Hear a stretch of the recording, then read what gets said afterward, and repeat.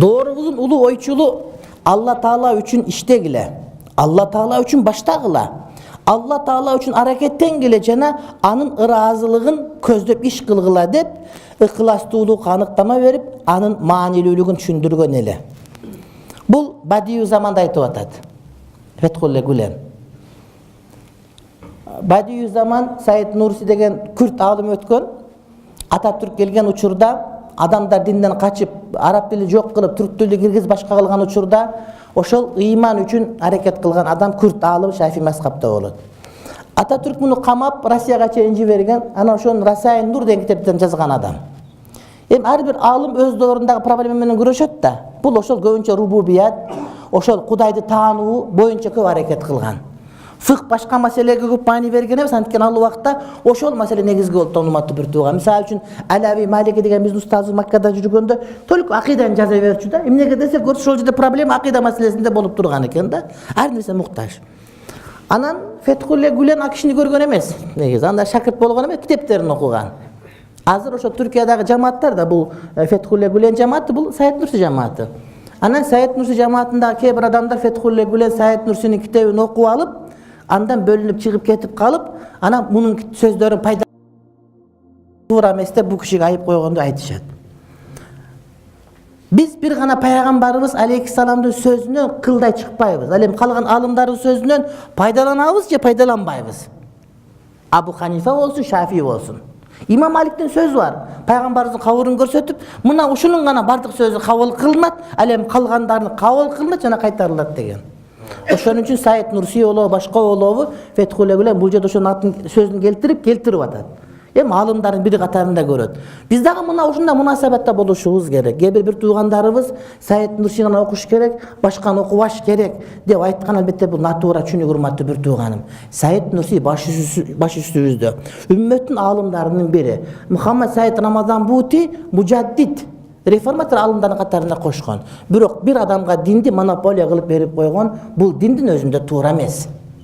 Ошон үчүн Абу Ханифанын сөзүнө Абу Юсуф каршы чыккан, Имам Мухаммад каршы чыккан, башка каршы чыккан. Бул деген чыныгы жанагы эгерде сөз туура кечирип койгон эмес, демократия чыныгы бизде ошол. Сөз эркиндиги деген сөз. Жанагы бизде башаламандык деген сөз эмес, балким сөз эркиндиги, ар ким эркиндигин билдирилат, ар ким өзүнүн эркин ой жүгүртүлөт деген бул бизде бар. Ошон үчүн биз башка нерсеге муктаж эмес, биз өзүнүн дини бизге жетиштүү гана. Мухаммад Саид Рамазан Бути өтүп кетти, билесиңер. 2013 öldü. Meçitte jarылуу болуп өтүп кетти. Ал киши өзү факих. Анан бирок өмүр бою акыйдадан сабак берип өттү да. Анткени ошол адам учурунда акыйда маселеси айтылынбай, акыйда маселеси карапайым адамдардын ою менен калып кетип, адамдар акыйдадан көп ширкке түшүп кеткен, Кудай жөнүндөгү акыйда туруз эмес болуп калган себептен ошону негизги маселе деп билип, ошону көбүрөөк айтты. Аны ошол эле учурда карап көрсөңөр, мисалы үчүн жанагы ошол убактагы СССР күчөп турган учурда өсүп жашады да бул киши. Ошол жанагы коммунисттик идеологиянын кемчиликтерин, алар кайсыл жерден ката кеткендиги жөнүндө, ошол эле учурда ошо Бути жашап аткан доордогу башка системалардын, же ошол убактагы башка пикирлердин бардыгына өзүнүн жообун берген адам да. Демек бир алым болот, ушундай урматтуу бир тууганым, ошол заманбап деген. Заманбап дегенде бир чач тарап эле галстук тагып алган түшүнүп калып, жок андай эмес. Ошол замандагы болуп аткан проблемалардын бардыгын так билип, ошого жообун берген алым. Ошол убакта үммөттү жамандан сактап калган алым болгон Мухаммад Саид Аш-Шахид Рамазан Бути. Бул адам эң чоң иш декандык болгон. Суриянын муфтийи болду, бир канча жыл сунуш кылынганда баш тарткан адам жок, мен өмүр бою ушул сабактан кетпейин деген. Бул анткени сабак берген мугалимдик пайгамбарлардын иши болгон урматтуу бир тууганым. Мына ушул адам акыйдадан көп сабак берген. Анан инсанияттын, адамдардын жашоодогу проблемасы эмне деген суроого жооп бергенге аракет кылган. Жашоо, кээде биз маселе айтып отурсак, маселе каякта калып кетет, биз каякта жүрө беребиз. Анан кээ бир алымдарды карап отурсаң, айтып аткан маселелери ошо бүгүнкү жашоодон алынып аткан маселе менен баяндайт да. Бул ошол Бути мына ушундай алымдарыбыздын бири эле. Акыйдага өтө көп маани берген алым. Бул киши Азирети имам Абу Ханифа кандай сыналгандыгын угуп эс алып, Özünün başına kıyno düşkön vakıtta oşol kıynonu kantip kötürdün dese Hazreti İmam Abu Hanifa'ga kanday sınov berilgenini görüp oşondan үлgü alıp menden kıyındarga sınov berilgen men kim bolup kalıpmın degen adam. Bular imamlarga, özünden murdagılarga, özünden peşkadamlarga urmat menen sый menen mamile kılgandar. Oşon üçün bulardın zikir azırga çeyin kelatat. Alem hazır Abu Hanifa'nı sögüp, İmam Şafii'lere bir tep, uşunday mamile kılgandar var, bulardın zikri tez ele jok bolat. Uzabайт.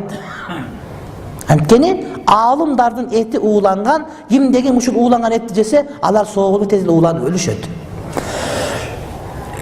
Tova kılıp kalbasa. Makka'da İmdadiye de kitapxana var, olcake bilet. Oşonun çoğu Indiyalık, Pakistan'dır. Menge de barıp kitap alıp başka alıp kitaplarım belki de uşunup turat. Antkeni biz okugan Ahmet Abdülkayyum jana başkalardan bar, oşo menen tanış bolgondan men daha tanış bolup kede wagt kelген kitaplardan bir kere daha berip turat. Anan oşol aytat, Indiyadan kelgenlerin arasında deyt, oşol Mekke şahri boyunca Kur'an-ı Kerim bol açkan bir adam bar ele deyt. Mekke'deki janagada takfiz Kur'an. Oşonda açkan adamların bardığı bирок kete bergen salafi ele deyt da. Kete bergen çekten çıkan salafi Abu Hanifa'nın aytkanda ele sögüp başlayt eledi. Abu Hanifa uşunken antken dep. Ököten indiyalık. Aşentip жүрdü, Kur'an açtı, başka kıldı, köpçe işlerdi kıldı deyt. Bирок ölörün 3 yılga jakın kalganda Kudayım uşunday oğru verdi deyt. Özünün çıkkan nerseni alıp öz jey turgan uşunda orup kaldı deyt. Baldары, tuğandar, şakirtlerin bar andan yüzürüp ketişti deyt.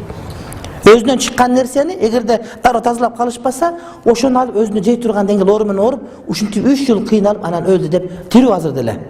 Makka'ga barsaňar, İmdad dedik kitapxanaga barıp uşuntip çubak degen uşunday dep meni sürettep aytıp berseňer, anan uşunda aytgan çynbı deseňer, mına men jılga aytpayt.